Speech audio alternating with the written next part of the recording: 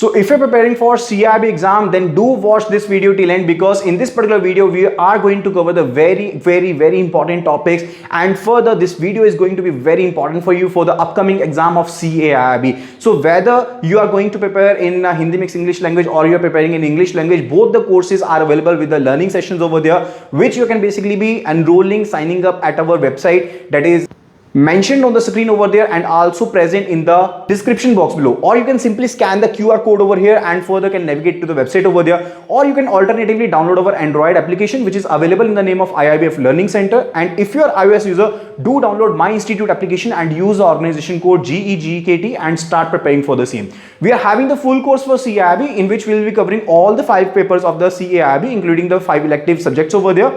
And further, those are available in Hindi mixed English language. The electives are available only in bilingual language and not available in English language. But in English language, we are having the full-fledged 4 compulsory subjects, and we are covering the full course videos, which are covered in chapter-wise manner. We are having the full course case study videos, and we are having the chapter-wise professor questions, mock test, mega mock test, each and everything is there. And also, we are going to provide you with the complimentary access to the e-PDF notes, so as that you can escalate your revision throughout the time when you will be preparing for the CIIB over there. So do enroll right now and start preparing for the same, and do get to watch this video till end. And further, if you like this video, do like this video and share this video among your friends and colleagues who have been preparing for CAIIB. It's related to the credit management. So credit management is basically related to what? It's related to that the whatsoever the organizations, they do buy and further sell the services on credit itself, and individuals who borrow the money can afford to generate surplus so that they can pay their debt on time. What does actually it means? It means that, let me take the case that if there is a corporate and there is a corporate over there, and further it has taken the loan from the bank XYZ, and further it has an obligation so as to repay the debt. Now what the organization will be doing, it will be basically selling the goods or services on profit, and further will be earning the profits and will be paying the debt amount from it. Okay, so that is related to it. And what is the importance of credit? So credit, if we just take the look at the functions of the bank over here, then credit is a core function of the bank. So what actually bank does? Bank actually accepts the deposit from the public and further do invest them, or do basically use it for the lending purposes. So it is a core function of the bank itself. So funds mobilized from the deposits are deployed by the bank. So those all funds are deployed by the bank. So banks do act as intermediaries. So banks are what? Banks are financial intermediaries, and further these just take the funds from the deposits from the public itself and further use it for the lending and investment purposes. And also it is very much important for the economic development of the country, because it's not possible that each and every person will be having the access to the credit over there. So banks come in between, banks come in the front line over there, where they do lend the money to other people who are basically needy and who they want to invest into the businesses over there. And further, those businesses invest that particular money in such a way that they can earn the profits out of it, and further they repay their debts. Now what is the responsibility of the bank? Because this particular deposit is not belonging to the bank, is not basically related to the bank itself. They are having the obligation so as to pay the amount back to the investors, back to the depositors, who have basically invested their money, who have basically kept their surplus money with the bank itself. Now the bank is having the obligations so as to repay the amount whensoever necessary, whensoever they demand for it. And further, the bank is to take care that whatsoever the amount is lent by them, that must be managed properly. So whensoever the credit facilities are to be extended by the bank to the borrowers, banks do take care about some of the points which we'll be learning. Okay, so the importance of the bank lending is for the bank itself, because bank is earning the profit out of it, and it is very much beneficial for the development of the economy, and it is very much beneficial for the monetary system and for the society itself. That is related to the importance of the bank. Now let us have a look at the principles of lending. First of all, it is related to safety and security principle. Safety principle means timely return the funds lent by the bank. So whatsoever the funds have been lent by the bank is having the obligation that it has to return the amount whensoever there is a demand raised by the public itself. Let me take a scenario over there. If I have deposited rupees 1 lakh with the bank itself, and further whensoever I'll be demanding the money, the bank cannot say that it is not in the position that it cannot basically repay my money back. So that is not the situation. So that is related to safety and security. While granting a loan, bank carefully examines the economic, commercial, financial ability. So it basically looks into each and every paradigm of the borrower itself, whether it is economic, whatsoever the activity which will be undertaken by the customer, it must be economic. First of all, it must be profit generating, it must be commercial, and further related to the repaying capacity of the person, that is he having repaying capacity, and for the quality of its management, that depends upon the integrity, honesty, willingness of to repay the loan, reputation of the borrower in the market itself, etc., and the past record of the borrower itself. So if we are having a borrower over here, person name is a borrower over here, and further what aspects we will be looking into, we'll be looking into the past records, market condition, that the market reputation and willingness to repay, and if he is honest or not, and first then it is honest or not, and further it is related to what, it is related to the commercial ability, commercial, if the loan is being commercial or not, the economic viability of the project, okay. So these are the different factors which must be looked into by the bank before lending the amount. That is related to safety and security, because whatsoever the amount is to be basically further lent by the bank, that must be secured enough by the bank, so that whensoever the demand is raised by the customer, by the depositor, that is basically to be repaid. Then it is related to the risk diversification factor. Now what is basically risk diversification principle? Diversify means that we will not be lending only and only one segment. We will not be lending only and only to single person. That is basically related to the diversification. We will be basically lending to the different markets in the different industries, and further we will not be lending the whole amount to bunch of persons over there. That is basically related to the diversification principle. Now let me give an example, that we have basically mobilized 100 crore of the deposits, 100 crores of the deposits, okay. Now if this 100 crore of the amount is basically lent to one or two persons, in that particular case it is secured, or if it is lent to 200 persons, or if it is lent to 200 persons, definitely if it is lent to 200 persons, there is basically lesser probability that all the persons will be bankrupted at the same time. So that is basically more secured. So that is basically due to what? That is due to the diversification. So the credit risk is so to be diversified by the banks. It is to be diversified by the banks by basically avoiding the concentration. The risks must be diversified. It should not be the case that we are lending to only one person, or we are lending only to only in one industry or one territory. So that must be kept in mind. Okay. Then it is related to profitability principles. Now basically profitability in the case of lending is basically what? It is basically price for taking risk. Whensoever the bank is lending, it's basically taking financial risk. There is financial risk associated with it. Now when the financial risk is associated, the bank is to take care about it, and further the bank will be earning the profits too, because banks seek to earn the profits. Otherwise it will not be, banks cannot sustain their functionality. So they will be charging interest rate higher than the interest they are paying on the deposits. Okay, that is the profitability principle. And then it is related to liquidity principle. So the banks must be having the liquidity. I already told you, it is not the case that the bank can basically say you that they have lent the money further, so they are unable to pay you back. So it's not the case. Even if you have deposited rupees 1 lakh or rupees 1 crore, it never matters. If the demand is raised by the depositor, the amount is to be repaid to the customer itself. That is the liquidity principle. So these are the principles related to it. Now let us have a look at the different type of borrowers. It could be an individual or a proprietorship firm, partnership firm, HUF, that is Hindu undivided family. It may be a company, joint stock company, or a statutory corporation. It can be a trust or the cooperative society. So there can be different type of the borrowers over there. If you look at the various types of the credit facilities which can be extended, so two types of the credit facilities can be extended. One is a fund based, in which there is direct outlay of the fund.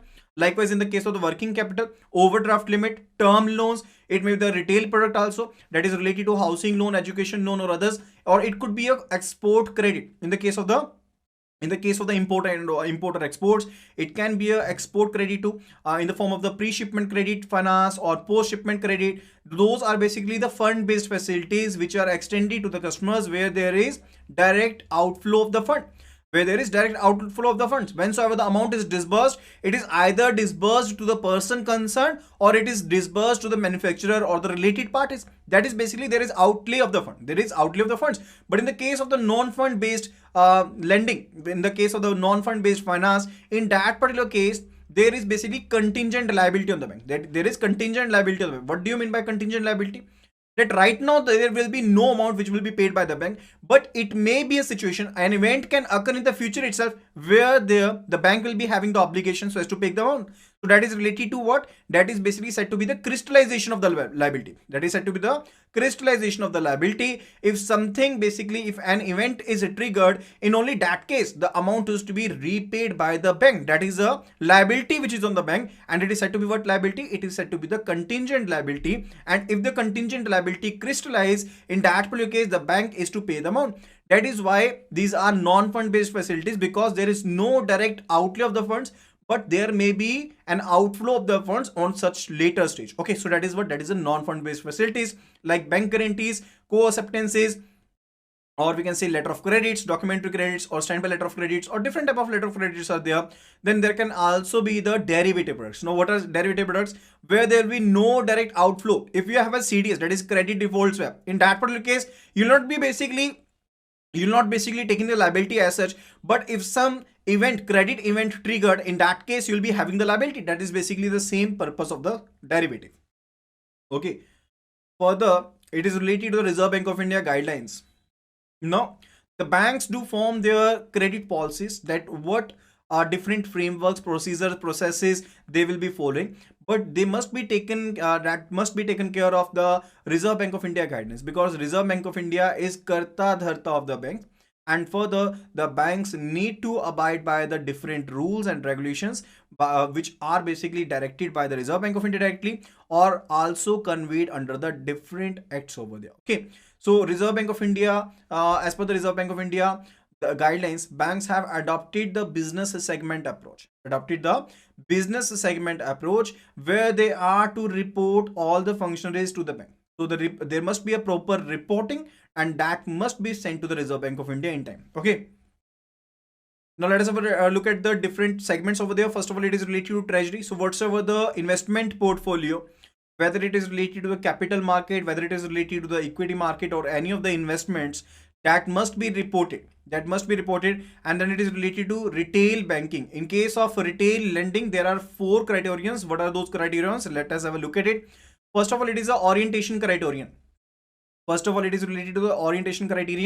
it says exposure must be to an individual or to the small business itself, and person to whom the amount is lent must be a natural legal person, or can be a legal person. Like we can say a small, it can be an HUF, it can be a partnership firm, it can be a private limited company or a trust. So these are legal person. What do you mean by legal person? Natural person is person like I am the natural person, you are natural person. Okay, but what do you mean by legal person? Like a company, it's not a person, actually it's not a natural person, no? It's artificially created by the person itself. So that is basically a legal person. And further, small business is the one where the total turnover is lesser than the 50 crores. And the turnover is linked to the average of the last 3 years. It is basically linked to the average of 3 last years. And further, in case of existing entity, the case is to be taken related to the average of the last 3 years. And if it is a new concern, in that case, projected annual turnover is to be considered. For the new entities, projected annual turnover is considered. So this is one is a first criterion, that is lending must be, the exposure must be to legal person, and further related to some small business only. Okay, further the second criterion, it is related to the product criterion. related to product criterion. So exposure takes place in form of any of the following. So it can be in the form of the revolving credit, it can be in the form of the line of credit, term loans, leases, small business facilities, and the commitments. Okay, so that is a product criterion, that what different products which can be extended in the retail segment itself. So it can be a it can be a revolving credit, not letter of credit. It can be a revolving credit. It can be a line of credit, term loan, or it can be a small business facilities, or can be the commitments. Now, what do you mean by commitment? Like bank guarantee.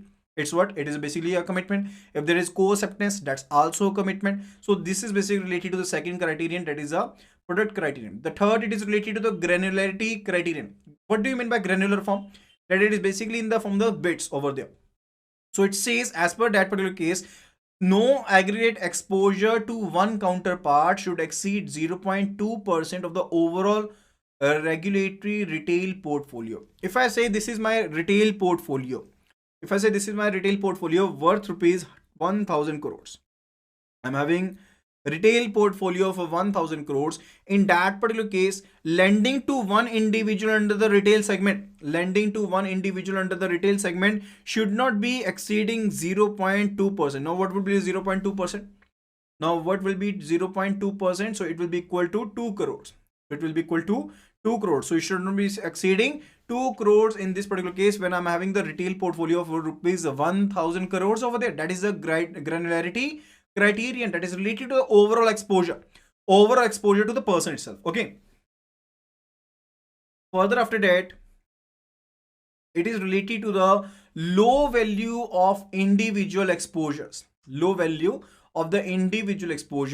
and further it says maximum aggregate retail exposure to one counterpart should not be exceeding the absolute threshold of rupees 5 crore. Okay, so it says granularity criterion says what? That the overall exposure must not be exceeding 0.2% of the overall regulatory retail portfolio. And further it says related to the individual aggregate exposure, that should not be exceeding rupees 5 crore. That is related to the criterions over there. Then the next segment, it is related to the corporate or wholesale banking. Now in case of retail banking, you were dealing with the individual customers over there, but in case of corporate banking or wholesale banking, you are basically dealing with the organization itself. You're not basically dealing with the individuals directly. Okay, and further that is basically related to corporate or wholesale banking. Then further it is related to other banking businesses. Now whatsoever the services or products which have not been covered under the treasury, under the retail banking, under the corporate or wholesale banking, those are covered under the other banking services, and also the para banking services are also covered under the other banking services. Okay, then it is related to components of the credit management. Let us have a look at the components of the credit management. First and very much important, it is related to the loan policy of the bank. Now each and every bank must be formulating their own policies related to the procedures which are to be followed. So as for the credit appraisal, credit sanction, their management itself. And okay, and further, loan policy is to be influenced by the various factors like market conditions, competitors policies, our SWOT analysis. Now what is SWOT analysis? It is related to strengths, weaknesses, and opportunities and threats, that analysis, and further also the Reserve Bank of India guidelines. Okay, so those all things must be kept in mind, and further as per that the loan policy must be formulated and must be adhered to. So it provides exposure limits. So what maximum amount of the loan which can be sanctioned to an individual. So if I say that the Reserve Bank of India has fixed guideline that your overall investments in the capital market, it should not be exceeding 40%. It should not be exceeding 40%. Now the bank is to adhere the Reserve Bank of India guidelines, but the banks can also implement stringent conditions upon that. So if a bank basically fixes that the bank will not be lending particularly to the capital market more than 30%, that can be implemented, because doing so the bank is basically adhering to the Reserve Bank of India guidelines also. Okay, so that is also possible now. So exposure limits can be fixed for the individual or group borrowers. Exposure limits can be basically fixed for the different sectors over there. Discretionary powers can be mentioned. those can be fixed now, that how much loan can be sanctioned by the credit scale 1, credit scale 2, 3, 4 and 5. Okay, so that is basically related to the level basically discretionary power sanctioning. Okay, so it basically provides us for these all the related issues. Second one, it is related to the appraisal. Second important component, the credit component, it is appraisal itself. Now, what is appraisal? Now, when someone visits your branch and submits a loan application, definitely you will be doing the credit appraisal first of all. We'll be looking into the trustworthiness of the customer itself. We'll be looking at how much funds are required. How much funds are required? That is, what is the need of the customer? What would be the term of the repayment? What interest will be charged, and etc. Other factors will be basically looked into. Further, we will be also looking into the aspect that what security is available, and what kind of charge will be basically created on the security itself. That is basically related to the appraisal part. And further, it can be done with the help of market report. You will be checking the CIBIL, or Equifax or Experian. Okay, you will be basically looking into the market report, credit history of the borrower itself. You will be looking at the financial track record of the borrower, which is basically represented by the financial statement. If someone is visiting your bank and he wants to take a loan of rupees 10 lakh or 20 lakh, definitely you will be asking for the different documents. That's why you can basically look into the different dimension of the customer itself. You can basically look into the past history of the customer. You will be basically also inquiring from the nearby areas that relate to market report of the borrower, that how is basically doing the market itself. So that is all basically to be done in the case of the appraisal. For the techno-economic feasibility report, so whatsoever the activity has been proposed, well, when a customer basically visited your branch and he wants to take a loan for setting up some project, in that particular case, you will be basically looking into the viability of the project. Now, you'll be looking into the fact that if the project is viable, it's feasible financially, technically or not. Okay, you'll be looking into that. And further, you'll be also looking into the factor that what securities are available, what is their value, and what is the reliability. Is that particularly reliable or not? Okay. So that is related to appraisal. Further, it is related to delivery. So it relates to legal aspects of the documentation. Whenever we talk about the delivery, it's related to the legal aspect of the documentation. Now you have looked into the factor that what amount is to be sanctioned, and further you have looked into the factor that there is credit worthiness of the borrower or not, borrower is trustworthy or not, related to the market report of the borrower, related to the security available, related to what charge is to be created. Now you'll be basically documenting all those things, and that is basically related to legal aspect of the documentation, and we'll be creating a charge over the security over there. So it covers the method of delivery and procedures for disbursal of a term loan. Okay, so that is basically related to delivery. Further, it is related to control and monitoring. Now, once you have sanctioned the loan and you have disbursed the amount to the borrower itself or to the vendor itself, you'll be looking into the end use of the bank's funds over there and must be adhering to the purpose of the same. So if you have sanctioned the loan for the working capital purposes, that particular amount must not be utilized for purchasing of the machinery. That must not be basically utilized for any other purposes which is not basically mentioned in the sanction document itself. Okay, that must be there too. It basically relates with what? It relates with the control and monitoring. And it also involves a post-sanction follow-up. First of all, it is related to end usage of funds, and we must be ensuring that the conditions, terms and conditions whatsoever imposed are there adhered to or not, are they complied with or not, and further it is related to the economic activity, whatever it was planned, it is basically as per the project itself or not. Okay, that is basically the control and monitoring. And further, it says delay in taking suitable action if there is no utilization of the funds and use of the funds. If there is delay in that particular case, and further it may be the case that the terms and conditions are not complied with, in that case particular suitable action must be taken in time, otherwise it can reduce the chances of recovery. Okay, so that is related to the control and monitoring. Then it is related with the rehabilitation and recovery.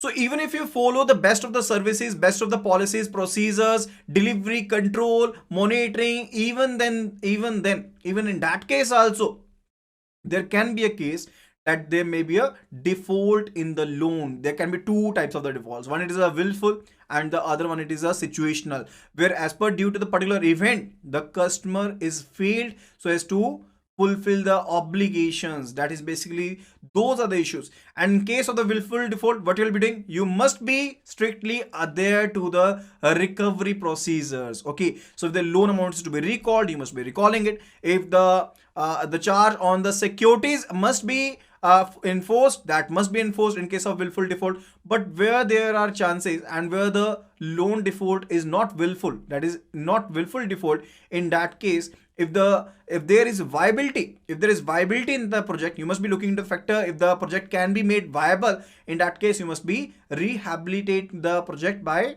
reconstruction, by the purpose of what, by the purpose of with the rehabilitation itself, that by the purpose of the rescheduling of the loan, or we can do rehabilitation of the loan itself. Okay, further it is related to credit risk management. It is related to credit risk management.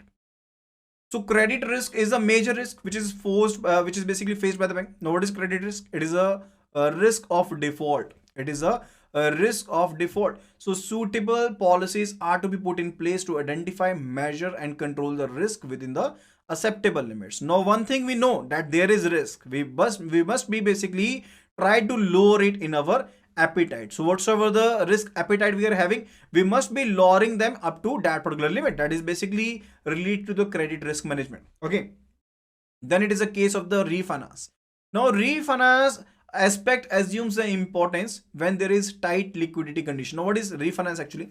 Let me give an example. Now you have lent the money to the borrower over there, and further he has lent the money, he has borrowed the money for a period of 5 years. Okay, now you are out of liquidity. Let me just give an example that you are out of liquidity, you are having no liquidity in hand. In that case, either it will be that you have to basically take loan from the market itself, you have to borrow the amount from the market itself in the case of the bank. And further, if the refinance facility is available, in that case you can, against the amount that you have lent to the borrower over here, you can take a liquidity finance against those finances from the concerned institute. For example, let me tell you that for SHGs, that is self-help groups and joint liability groups, SHGs and joint liability groups, 100% of the refinance is available from the NABARD itself. So whatever the amount will be lent for these purposes, and if the bank is out of liquidity, the bank can take a refinance facility from the NABARD itself. Okay, that is related to the refinance. Is that clear? Now related to different components, let me just give an overview. First of all, it was related to loan policy. Second, it is related to appraisal. Third, it is delivery. Fourth, it is control and monitoring. Fifth, it is rehabilitation and recovery. Sixth one, it is credit risk management. And seventh, it is refinance. Okay. Next point that we are going to cover, it is related to the role of Reserve Bank of India. Let us have a look at it. Now, as per the Reserve Bank of India, it's a prime responsibility of the bank, so as to ensure that there is proper use of the bank funds. So whatsoever the funds which have been lent by the bank, so for what purpose the funds have been lent, that must be adhered to, it must be ensured, and that's the responsibility of the bank. And that's the responsibility of the bank. And further, if the amount so funded, if the amount so lent is not used for particular purpose for which it was sanctioned, in that case the proper action must be initiated in time. Okay, systems and procedures must be in place to ensure withdrawals from cash credit or overdrafts are strictly adhered to the purpose for which the credit limits are sanctioned. That must be taken care. That must be taken care. There must be not diversion of the working capital finance. Now, what is working capital finance? What is working capital finance? Working capital finance is basically for the day-to-day operations. Okay. Now, what is working capital? Now, that capital that we require so as for the day-to-day operations. Now, if that particular finance, if a working capital limit of 20 lakh rupees was sanctioned to a borrower, and that particular limit was not used for the stock purposes, and it was used for purchasing a machinery. It was used for purchasing a machinery. It is basically diversion of funds. It is basically diversion of funds. If that particular finance is used for investment in the capital market, that is also diversion of funds, because it was not used for the purpose for which it was meant to. Okay, that is basically related to end use of funds. And the second set of guidelines, it is related to the priority sector. It is related to the priority sector. Now there are certain areas which have been classified by the Reserve Bank of India under the priority sector lending segment, in which the banks are to adhere to the guidelines. There have been stipulations to which the banks must be mandatorily complying with. Okay, that is, those are basically said to be the priority sector lending areas, such as the agriculture, micro and small enterprises, export credit, education, housing loans, social infrastructure, renewable energy, weaker section, and others. Those are all related to what? Those are all related to the priority sector lending. And further, it is related to weaker section. Now, weaker section, what is the limit for weaker section? Kindly please do let me know at the earliest. What is the percentage of the weaker section segment target under the priority sector lending? What is the target for the weaker section under the priority sector lending? So overall target for the scheduled banks, foreign banks with branches 20 and more, the overall target is 40%. The overall target is 40% of CEOBE, that is credit equivalent of off balance sheet exposure, or ANBC, that is adjusted net bank credit. But for the regional rural banks, small finance banks, urban cooperative banks, now the overall target, it is 75%.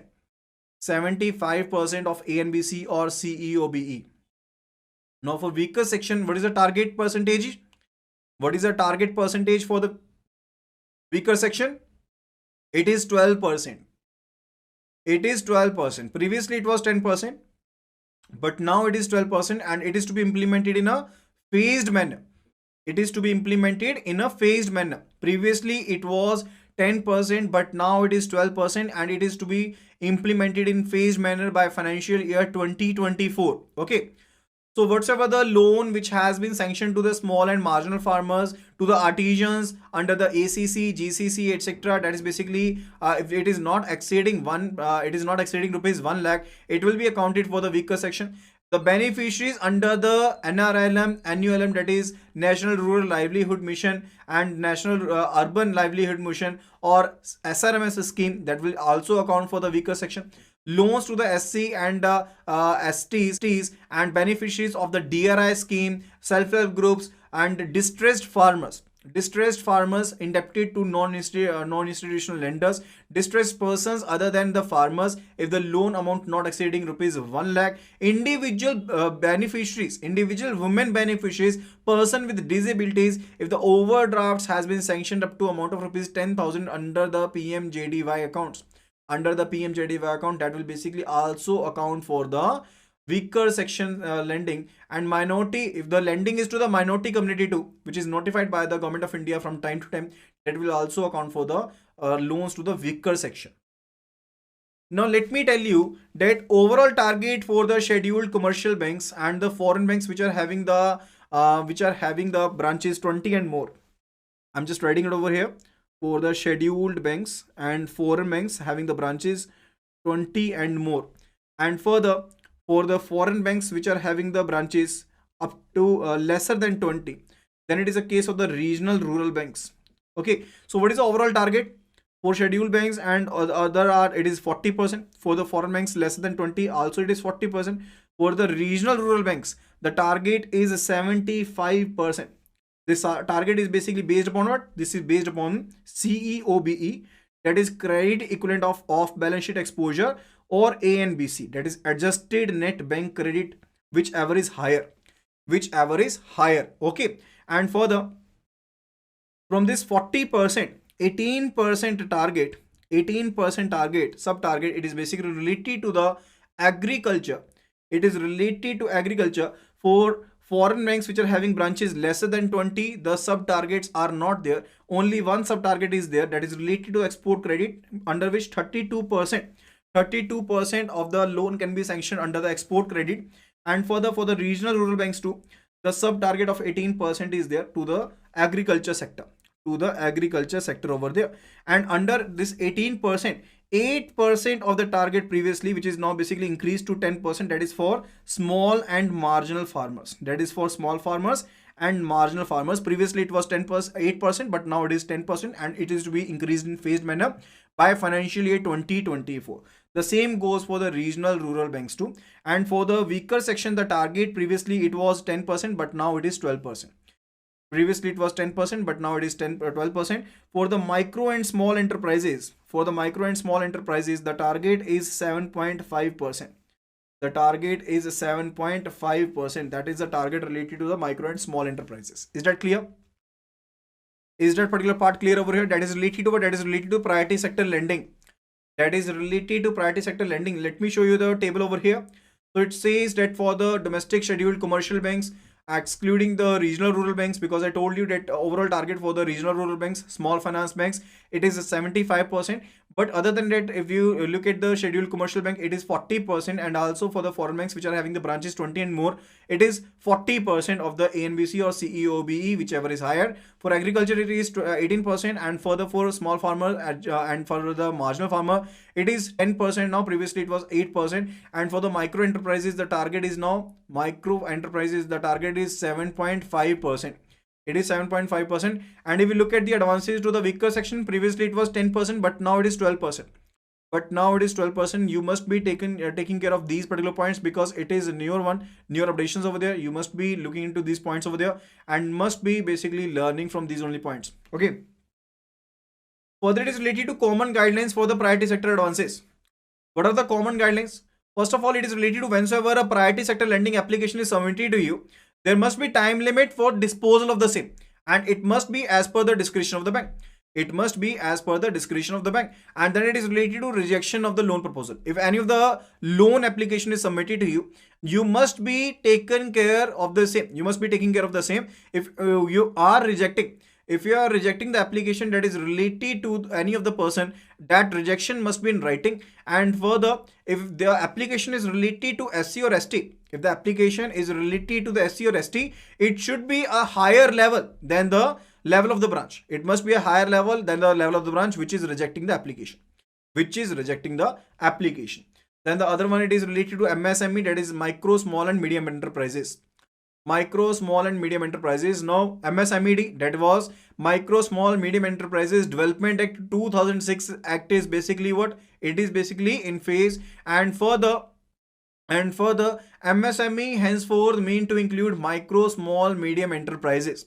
The activities of the enterprises are classified into the manufacturing and the service categories. These are basically classified into manufacturing and service categories over there, and there is new definition related to it which is applicable from July 1, 2020. It's based on two parameters. One, it is a investment in the plant and machinery, and the second one, it is a turnover. The investment says the enterprise will be micro enterprises. It is having the investment up to rupees 1 crore under the plant and machinery, and if it is having the turnover up to rupees 5 crore. And further, if the investment is greater than 1 crore and up to rupees 10 crore, and further if the turnover is greater than 5 crore and further is up to 50 crore, it's a small enterprise. If the investment is greater than 10 crore up to 50 crore, and further if the turnover is greater than 50 crore up to 250 crore, it will be a medium enterprises. So if any of the criteria is fulfilled, whether the criteria related to investment or turnover is basically falling in the higher category, the higher category will be basically the category of the firm itself. That is a concern related to this.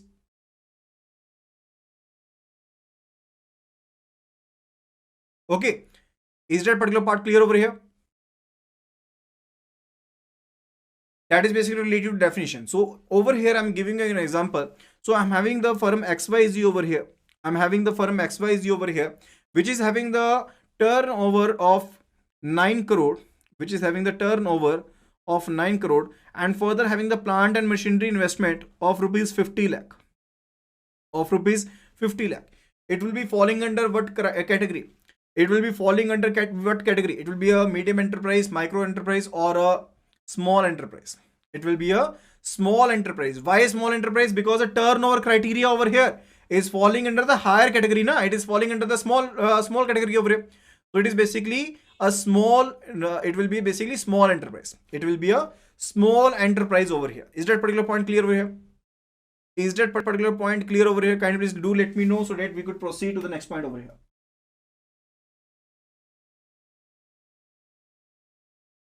So it is basically related to the small, and it is basically a small enterprise.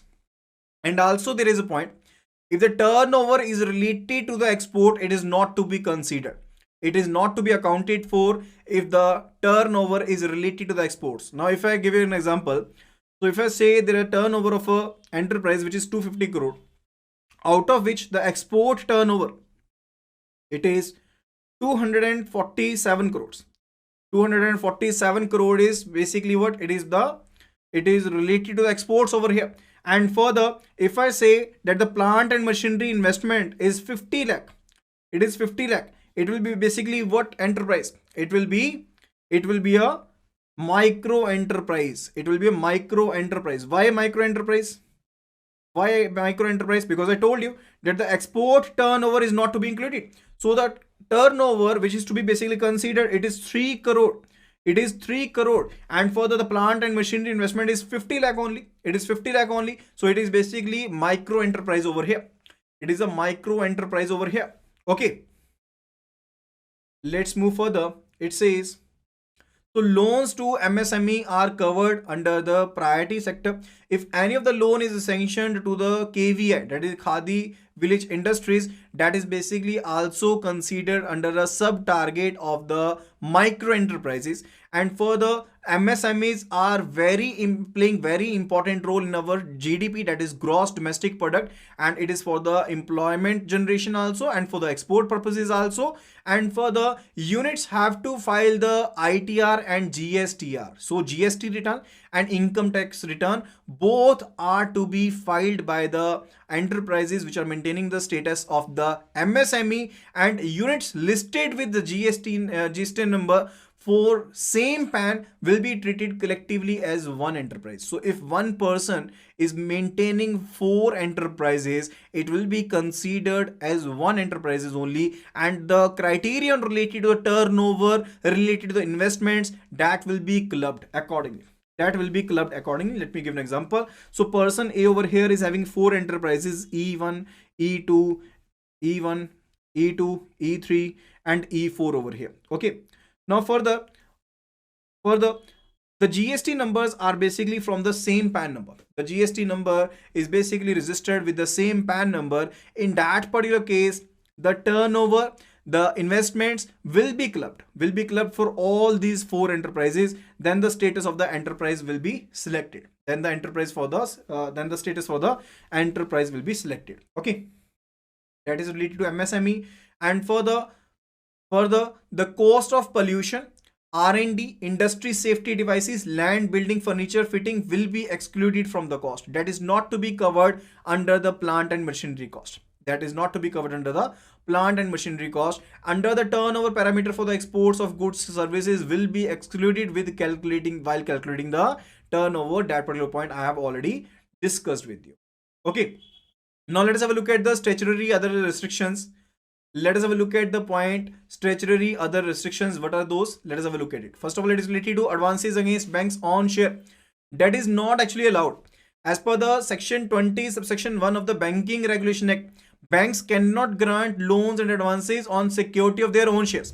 On security of their own share, the banks cannot grant the loans and advances. It's not allowed as per the section 20 subsection 1 of the Banking Regulation Act. And further, if we look at the advances to the directors of the bank, that is also not allowed. There is a restriction based upon that. And further, there were updates related to that. Previously, the limit was 25 lakhs, but now this limit has been increased to 500 lakhs. It has been increased to 5 crore over here, where before basically with the approval of the board itself, the amounts up to 500 lakh loans can be sanctioned to the directors of the bank. And if the higher amount of the loans is to be sanctioned, in that particular case, prior sanction from the Reserve Bank of India is to be taken. If loans higher than 500 lakhs, 5 crore rupees are to be sanctioned to the directors of the bank itself. Okay. So banks are prohibited from any commitment for granting any loans and advances on behalf of the directors to any firm in which they are basically interested as guarantor, as a partner, manager, employee, director. Okay, that is basically not allowed. And also if you're lending to the relatives of the director, it's not allowed. It's not actually allowed. Okay. and further the limit is basically set to what? Now it is 500 lakh rupees. It is basically agreed limit is set to rupees 500 lakh rupees, and further that is basically related to the restriction for advances to the directors of the bank. Then it is credit to companies for buyback of their securities. Banks should not provide any of the loans to the companies for buybacking their shares or the securities. That is also not allowed. Also not allowed. Further, industries producing the ODS, industries producing or consuming the ODS, that is ozone depleting substances. That is basically as per the India is party to Montreal Protocol. Now, what is Montreal Protocol? Montreal Protocol says actually that it is an international treaty so as to protect the ozone layer. So it is basically related to phasing out the production of numerous substances that are responsible for the ozone depletion. And further, it is a guideline for the bank itself that they will not be lending for any of the ODS and for any of the ODS. So if any industry is producing or consuming ODS, banks will not be lending for the same, and that is as per the Montreal Protocol. Then it is related to the selective credit control. Now this is as per the section 21 of the Reserve Bank of India Act. So the Reserve Bank of India if it is basically required, if it is required that the particular commodity is being used for the hoarding purposes or speculative purposes, and those are the essential commodities, and if that is to be prevented, in that particular case Reserve Bank of India can direct the banks. Reserve Bank of India can direct the banks related to the same. Okay. Then it is a capital market exposure. Capital market exposure. Now that there have been guidelines which have been imposed, there have been exposure norms, there have been the guidelines related to the capital market exposure. Overall capital market exposure that the bank can participate is 40%. It is 40% of the capital funds, and banks cannot participate beyond that particular, directly or indirectly. The limit is 40%. What do you mean by direct exposure? If the banks have been directly investing into the capital market, that is a direct exposure. If the banks are directly investing into the capital market, that is direct exposure. Na? But if the banks are lending, on behalf of the shares of some other company, that will be indirect exposure. That will be indirect exposure, where we have lent the amount to the person A on behalf of the shares or debentures of other company. That would be indirect exposure. So direct or indirect exposure, that is limited to 40% of the bank's capital funds. Okay. Then it is related to the money market mutual funds. Money market mutual funds. So earlier Reserve Bank of India was there so as to issue the guidelines for exposure to the money market mutual funds. But now these guidelines are given by the SEBI, that is the Securities and Exchange Board of India, and those are to be taken care of by the banks itself. Okay. Then it is related to advances against fixed deposit receipts of other banks. Now there were several cases where the fake or forged instruments or forged FDRs of the other banks were used so as to take the loans. So now it is prevented. Now it is not basically allowed that the banks will not be basically lending against the FDRs of the other banks. Okay. Then it is a CD, that is a loans against CD. So banks cannot grant the loans against the certificates of deposits, and further the banks are not allowed that they cannot buy back their own CDs before maturity. They cannot buy back their own CDs before maturity. Let us have a look at the capital market exposures over here. Here is a question. Let us have a look at that particular over here.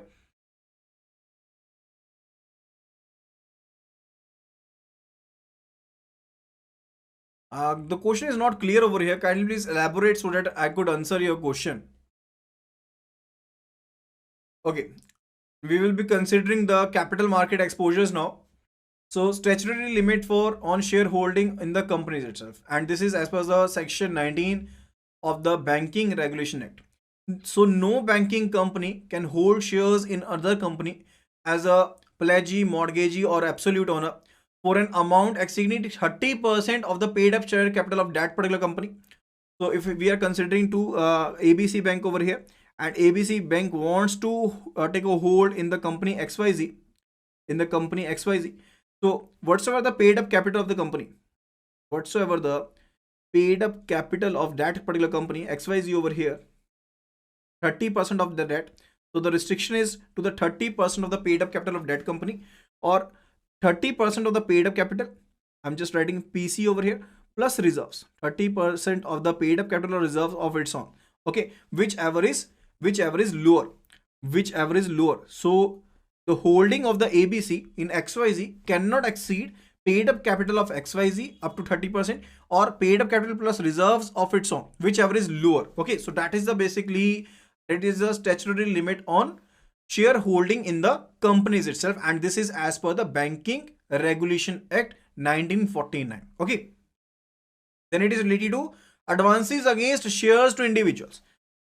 So against its own shares, lending is not allowed, but against the shares of some other company, reputed company, definitely it's allowed. And if the shares are in demat format, the loan is allowed up to rupees 20 lakh. But if the shares are in physical format, the loan is allowed only up to rupees 10 lakh. And further, if the shares are in physical form, the margin is to be taken, at least 50% margin is to be taken. But if these are in demat format, that is dematerialized format, in that case, margin is reduced to 25%. Okay. And further, the banks can also finance for the IPOs. Banks can also finance for the IPOs, that is initial public offering. And for that particular purpose, the loan is restricted to 10 lakh rupees, and maximum to the, and further margin of 10% is to be taken. That is restricted to 90%. Restricted to 90%, and such loan for the IPOs cannot be extended to the corporates or the NBFCs. That is non-banking financing companies. To them, the loan cannot be sanctioned. And further, if you look at the bank finance to assist employees to buy the shares of their own companies under ESOP. So if they want to buy the shares, if they basically loan is to be sanctioned to the employees itself, so as to buy the shares under the ESOP, that is allowed. That is under the employee stock ownership plan. If that is to be given, that is allowed. And further, in that case, 90% of the purchase price. 90% of the purchase price, or 20 lakh rupees, whichever is lower, the amount can be sanctioned up to that particular amount. The amount for the ESOP can be sanctioned up to 90%, or 20 lakh, whichever is lower over there. Okay, so that is basically related to the capital market exposure over here. Now let us have a look at the overall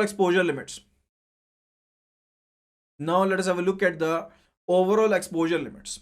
The main objective for setting up the exposure limit is basically related to what?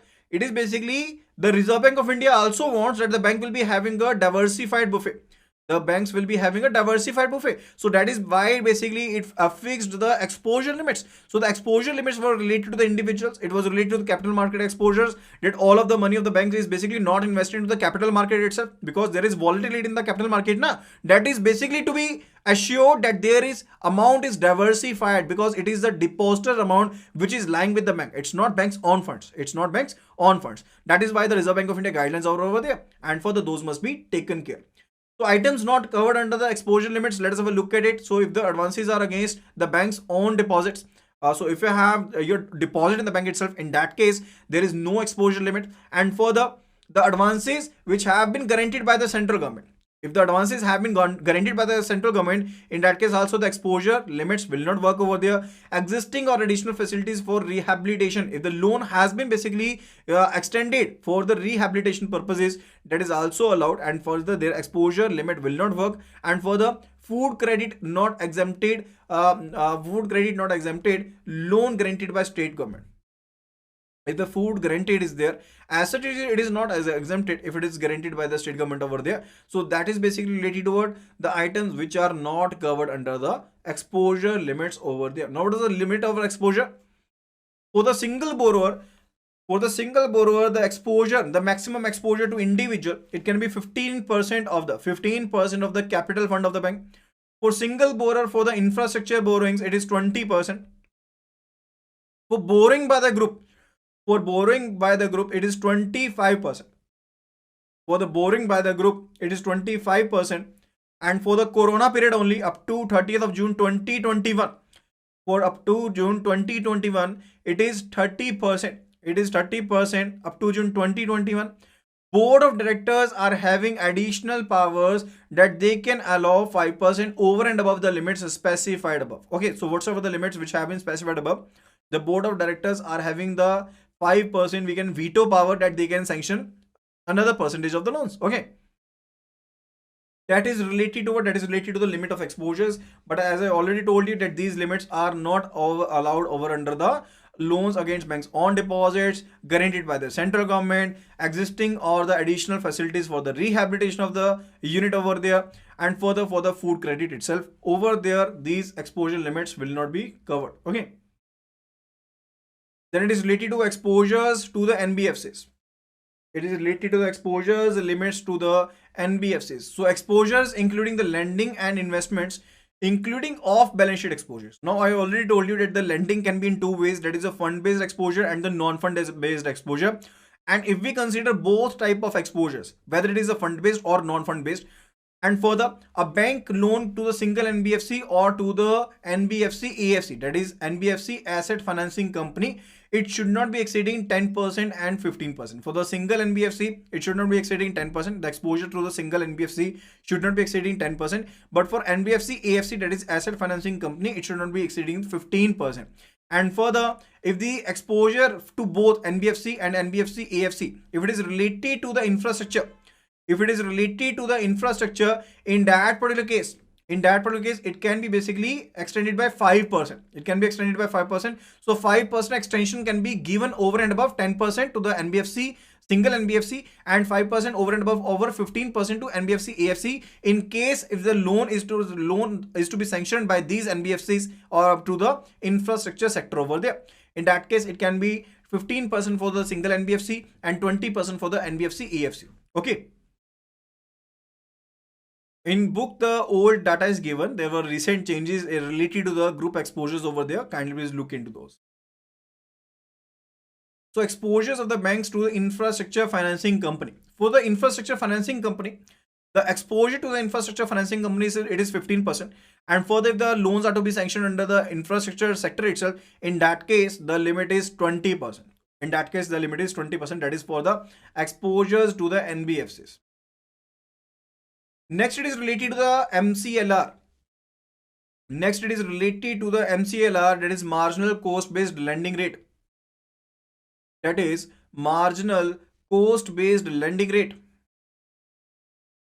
So it will be used as internal benchmark.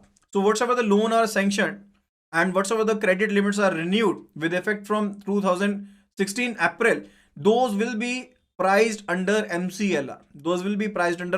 So this is more transparent way of lending in which floating rate will be basically designed in such a manner. So whatsoever changes are there in the components, the effect will be given to the customer itself. Okay. The Reserve Bank of India is basically implementing a more and more transparent manner. So that's why whenever the changes have been there in the repo rate or the other rates over there, those must be reflecting in the lending rates too. Likewise, there is EBLR, that is external benchmark lending rate. So under the MCLR, there are four components. First of all, it is related to the marginal cost of funds. So whatsoever the cost of the funds is to the banks itself, that is related to the bank is taking the deposits from the public itself. The bank is also paying the interest to the depositors. The bank is also paying the interest to the depositors. That is basically related to the marginal cost of funds. That is related to what? That is related to the cost of funds. It is having the two components. First of all, the marginal cost of the borrowing, and for the return on the net worth. Second one is the return on the net worth. The second component, it is a negative carry on account of CRR. Now let me tell you that if the bank is receiving rupees 100 crore of the deposits, I already told you that the banks are to maintain CRR, SLR, those are to be maintained now. And in case CRR, that is the cash reserve ratio, a fixed percentage of the NDTL, that is net demand time liability, that is to be fixed. That is basically to be done. That is basically to be deposited with the Reserve Bank of India in the form of the cash. And on that particular cash that is basically deposited with the Reserve Bank of India, no interest will be paid. So in that particular case, that is also an extra cost to the bank, where no interest is basically, bank is not able to invest that particular amount in the public itself. Now bank cannot use that particular amount for the lending itself. So there will be negative carry on the account of the same. That is basically related to the second point, that is negative carry on account of the cash reserve ratio. Negative carry on account of the cash reserve ratio. The third, it is related to operating cost. So when you go to the bank, there is ambience, there are employees who are maintaining the deposits. So that is basically related to what? That is related to the operating cost. that is related to the operating cost, and further that is the third component over there. And fourth one, it is related to tenor premium. It is related to the tenor premium. So charge to cover the loan commitment with the longer tenor. So if you are basically advancing, if you're basically extending a loan for the longer period, in that case, what will be happening?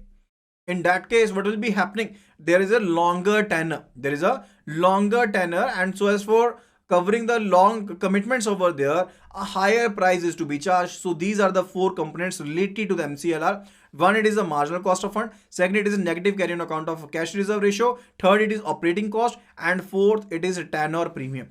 Fourth, it is tenor premium.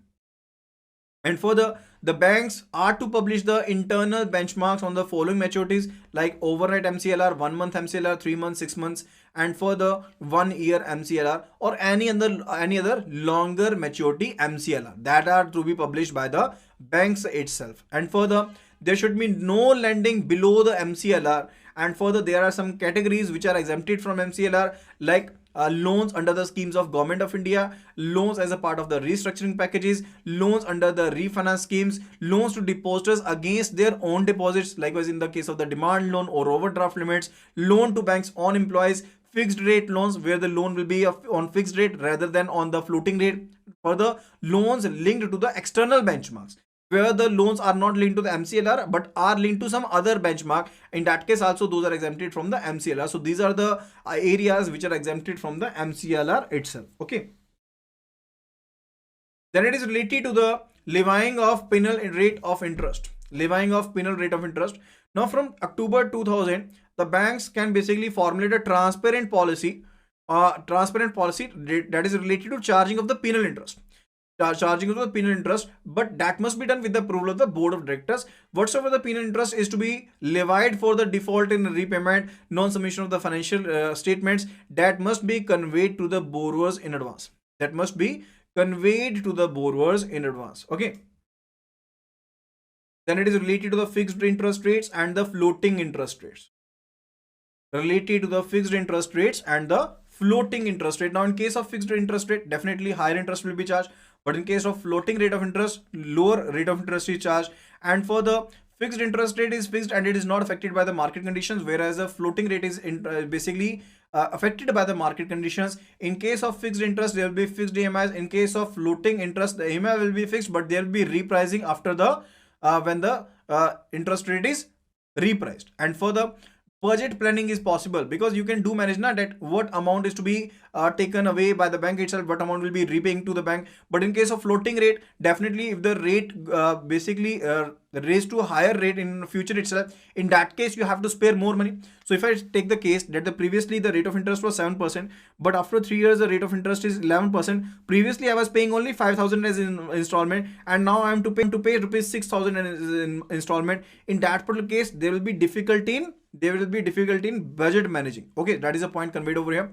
Further, in case of fixed interest rate, there is a sense of security because you have to pay a fixed interest to the bank over here. But definitely in case of floating interest rate, you can generate more savings, because I already told you that there is a lower interest rate that is being charged in the floating rate over there. And further, the fixed rate is suitable for the short or medium term loans. Whereas a floating rate is basically that is suitable for the longer term loans. In case of fixed interest rate, there is lesser risk associated. You are paying a higher interest over there, but the interest rate will remain the same. In case of the floating interest rate, it may be the case that you are paying a lower interest rate right now, but definitely the interest rate can basically be increased in the future too. Okay, so there is a higher risk associated with it. Then it is related to the delivery of credit. Next, it is related to the delivery of credit. So Reserve Bank of India has basically given the guidelines in that particular case over there. So the loans can be sanctioned in two parts. One, it is in the form of the working capital. And the other one, it is in the form of the term loans over there. And further, in case the borrowers are enjoying the working capital limits of 10 crore and above from the banking system, the loan component should normally be 80%. The loan component should normally be 80%. So if a working capital term loan is to be sanctioned, in that case, a particular part remaining to the working capital, that will be in the form of the CC limit, that can be up to 20%. And for the term component, for the loan component, the amount must be 80%. The amount must be 80%. But the banks are given the freedom over there that they can do, basically they can do take an undertaking from the borrower itself. They can do alter the structure. They can increase the CC limit beyond 20%, and further they can reduce the loan component from the 80% to a lower part. Okay. And further, banks are expected to appropriately price each of the two components. Bank basically given the freedom that they can be appropriately pricing both of the two components. Now, what is the actually catch over there? What is the catch actually? Let me tell you from the bank perspective over there. That is basically related to the liquidity management. That is basically related to the liquidity management. Now, what is actually liquidity management? There can be inflows and further there can be outflows. Okay. Inflow is related to when you are receiving the deposits. When you're basically receiving the deposit, that is the inflow. Okay. Or when you are receiving the repayments, there can be inflows when there are repayments. And further, when can be outflows? When the deposits can be when the deposits are taken away, or we can say maturing deposits, or we can say it is related to maturing deposits. And further, outflow can be in the form of the loans also. In the form of the loans also, when the loans will be disbursed. Okay. So now banks are to manage this. The banks are to manage this. Now, if I'm basically sanctioning a term loan of rupees 80 lakh to person A, if I'm sanctioning CC limit of 80 lakh to person A, which will be basically a case where the bank will be facing liquidity crisis. Definitely, it will be the case of the CC limit. Why it is so? Because in the case of the cash credit, the person A can withdraw rupees 80 lakh at any instance. He can basically withdraw rupees 80 lakh at any instance. Okay. And that is to be managed. And that is basically related to what? That is related to the liquidity management. So the banks are basically expected that they will be costing the products appropriately. Okay. So the working capital CC limit can be basically sanctioned, or also the loan component can be sanctioned. The loan component can be sanctioned, and those must be priced appropriately. Taking into account the impact of such decisions on the cash and liquidity management. Okay. Is that clear? So in the case the borrowers are enjoying working capital credit limits of less than 10 crores, bank may proceed to give them the loan system over there by offering incentives. How can we basically encourage persons so as to take more loan component and lesser of the CC part? By way of giving them incentive on the interest rate so charged by the banks. Okay. By way of basically giving them the incentive on the interest rate so charged by the banks, we can basically encourage them so as to basically take more of the loan component rather than the CC component over there. Okay. So that is basically related to the instructions over there. Then it is related to the income recognition and asset classification. Income recognition and asset classification, that is related to what? Because Reserve Bank of India wants what? Reserve Bank of India wants to ensure that the financial sector is a stable one. It is related to stable one, and further thus ensuring the interest of the depositor. Because I already told you that the banks are what? Banks are acting as intermediaries. The banks do not have their money of their own. They're just taking it from one hand, further investing or lending into the other segments over there. Okay. And further, the banks are to maintain the CAR, that is a capital adequacy ratio, or capital risk weight asset ratio, or the capital risk weight asset ratio. And further, if there is any delay in the repayments, the banks must be classifying the advances into performing or non-performing assets. That is related to what? That is related to the asset classification. And this is as per the IRAC norms. That is income recognition and asset classification norms, that you will be classifying the loan as NPA if it is not performing. That if the loan goes out of order, first of all, it will be having the SMS status, that is a specially mentioned account status. And further, after the 90 days, it will be basically accounted for the non-performing asset category, where we do have the different categories such as the substandard asset. We do have the doubtful asset, and further we are having the loss asset category over here.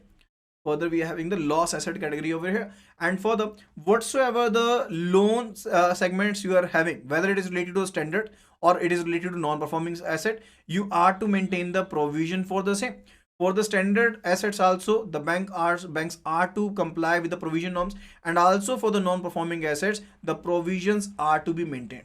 The provisions are to be maintained, that is related to income recognition and asset classification. So I hope that you must have liked the content of the video. So if you have liked the content of the videos, do give it a thumbs up, and further, do share the video among your friends and colleagues who have been preparing for Caiib, and do not basically miss the course which is actually available. It's actually a pro course and you need not to go through anything else other than this particular course over there. So do hurry up and enroll in the course right now and start preparing for the same.